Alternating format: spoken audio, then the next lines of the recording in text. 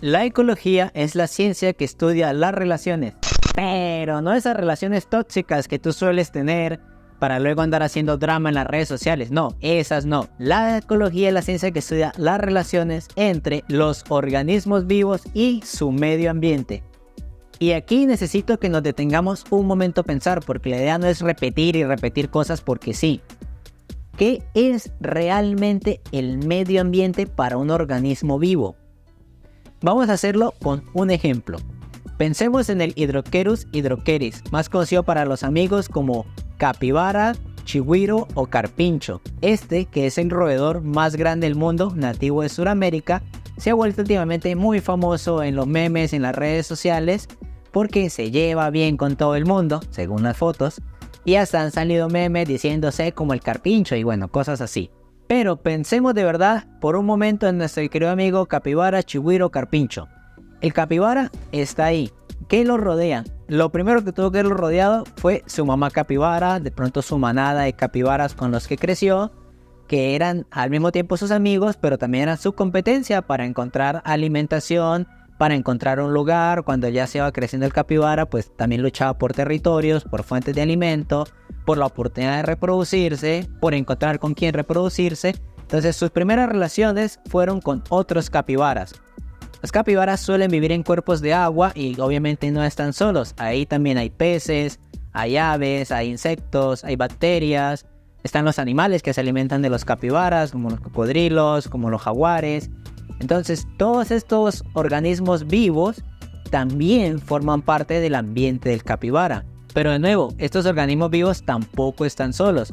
O están nadando en el agua, o están caminando por la tierra, o están haciendo algo, están respirando aire. Entonces, el aire, el agua, el suelo, la humedad, la temperatura, la cantidad de radiación solar, la salinidad, la composición de minerales, etcétera, etcétera. Todos estos factores que no están vivos, pero que sí tienen una influencia sobre los organismos vivos, también forma parte del ambiente de un organismo vivo. Ahora vamos a ir un poco más allá. ¿Qué pasa si esta pequeña laguna donde vive nuestro capibara, de un momento a otro le ponen una tubería? Porque necesitan desviar agua hacia un nuevo pueblo que está creciendo ahí cerquita. ¿Va esa desviación de agua a afectar al capibara? ¿Qué pasa si empiezan a tumbar el bosque que está cerca para construir una carretera? ¿Va esto a afectar o influenciar la vida del capibara? ¿Qué pasa si la gente de este pequeño pueblo que está creciendo empieza a venir a la laguna a cazar a los capibaras? Empieza a destruir las plantas de las que los capibaras se alimentan, o empieza a cazar al jaguar que es su depredador. ¿Va a influir esto en el capibara? Por supuesto que sí. Todos estos factores, todos estos cambios antropogénicos, es decir, causados por el ser humano, por supuesto van a influir no solo en el capibara, sino en todas las otras especies de las que hemos venido hablando. Y la ecología también debe estudiar estas relaciones, las relaciones entre la influencia del ser humano sobre los ecosistemas. Por eso hoy en día es un poco tonto hablar de ecología sin tener en cuenta todas las presiones, los cambios y las influencias que produce el ser humano. Por eso, una definición más acertada de ecología en estos días, que no invalida la definición original, sino que simplemente la alarga, es la siguiente. La ecología es la ciencia que estudia las relaciones entre los organismos vivos y su medio ambiente, definiendo el medio ambiente como el conjunto de factores físicos, biológicos, tecnológicos y sociales que influyen en la vida de los organismos. Entonces, terrícola, cuéntame en los comentarios, ¿cómo crees que en nuestro ejemplo estos cambios, la construcción de la carretera, la desviación de agua, la cacería, la destrucción de las plantas de las que se alimenta el capibara, cómo crees que estas acciones van a terminar influenciando la vida de los capibaras y de los otros organismos vivos que están ahí? ¿Conoces algún ejemplo de la vida real de algo parecido? Cuéntamelo, déjamelo en los comentarios. Saludos, terrícola. Soy Rowens el Terrícola. Creo contenido educativo para conocer, amar y conservar la naturaleza. Si el video te está pareciendo educativo e interesante, suscríbete porque lo que se viene se pone cada vez mejor. Ahora que entendemos de forma más amplia qué significa medio ambiente para los organismos vivos, podemos avanzar en entender algunas de las definiciones básicas para trabajar con ecología. Algunas de las definiciones son factores abióticos. Son los factores que no están vivos, que carecen de vida. Como por ejemplo la temperatura, la salinidad del suelo o del agua, la composición de minerales, el aire, el clima en general, etcétera, etcétera. Todos esos son componentes que no están vivos, pero que afectan a los componentes vivos. Los factores bióticos son esos componentes vivos, son todas las bacterias, las plantas, los hongos, los animales, etcétera. Todo esto está compuesto, está organizado dentro de factores bióticos. Entonces ya tenemos los factores bióticos, que son los que están vivos, y los abióticos, que son los que no están vivos. Y entonces, ¿dónde metemos a la influencia humana? ¿En el uno o en el otro? Pensemos de nuevo en esta carretera. ¿Está la carretera viva? No, ¿cierto? Pero quienes la construyeron sí lo estaban.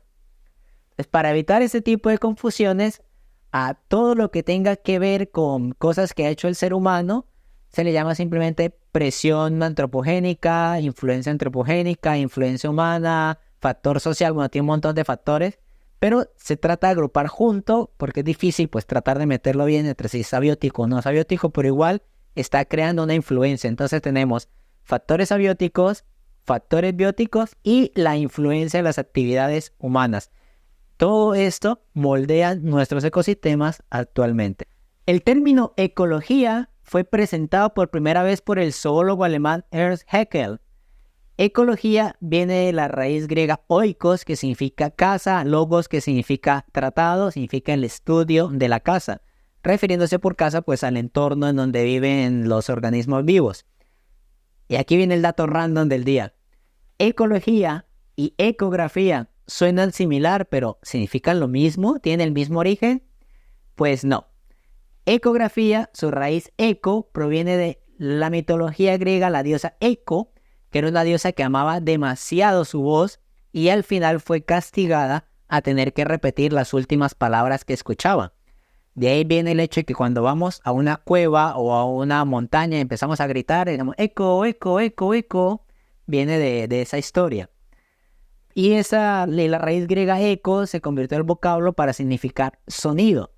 Ecografía significa pintar con el sonido.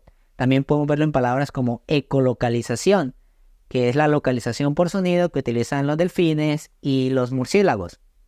Entonces, ecografía, el eco de acá sí viene de la diosa griega que tiene que ver con sonido, pero el eco de acá viene de la palabra oikos.